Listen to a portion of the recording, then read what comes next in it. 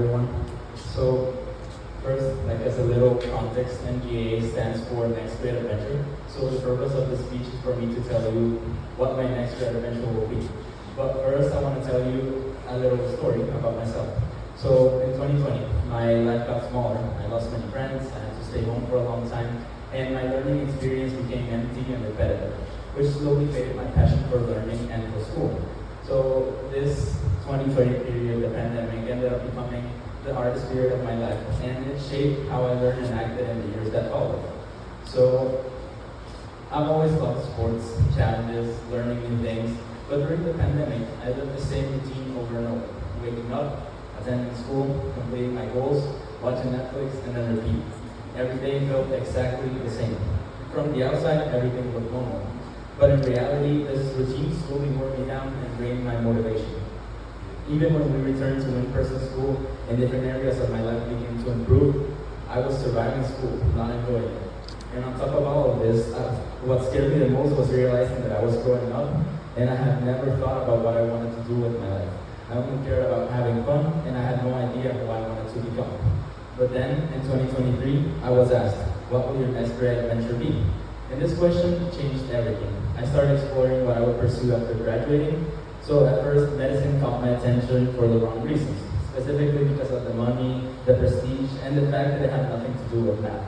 However, after researching the field, I fell in love with it for the greater impact I could make. I was not only interested in helping others, but the different areas of study also caught my attention and sparked my curiosity again.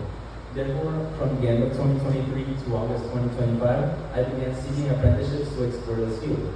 These experiences helped me discover whether medicine was truly my calling, and I observed surgeries such as a C-section and an ACL revision, experienced how doctors manage their clinics, and explored the different areas of medicine. However, after completing these apprenticeships in August 2025, after I did 120 hours of medical apprenticeships, I was still doubted whether this was the path I should follow. I explored other fields and careers, but none sparked my interest the way learning about the human body and treating patients did. Still, I was scared to study medicine because of how long it would take, how much effort it would require, and all the sacrifices it would demand. But then, a few months later, in December 2025, while doing a non-medical apprenticeship, something happened. After 30 minutes after I arrived in the first day, on my first day of the apprenticeship, one of the employees fainted. About 30 minutes, one of the employees fainted. People froze, others rushed in to help while she lay unconscious. Meanwhile, I just stood there, frozen and completely useless, and that scared me. In that moment, in both my head and my heart, I wished I had the knowledge and experience to help her. Because the ambulance took nearly an hour to arrive, and even then, there were no major actions to help her. And since that day, I have known that medicine, helping others, and saving lives is my true calling.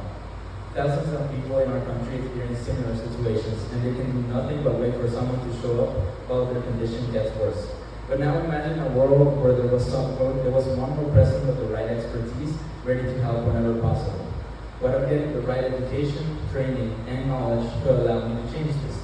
My goal is to become a doctor willing to help even when the circumstances are unfavorable. I don't plan to do it for the money, the prestige, or anyone else's expectations, but because I truly desire to help others. And to do that, I will go to college, study medicine, and complete my training. This way, I hope to one day open my own clinic and help those in need.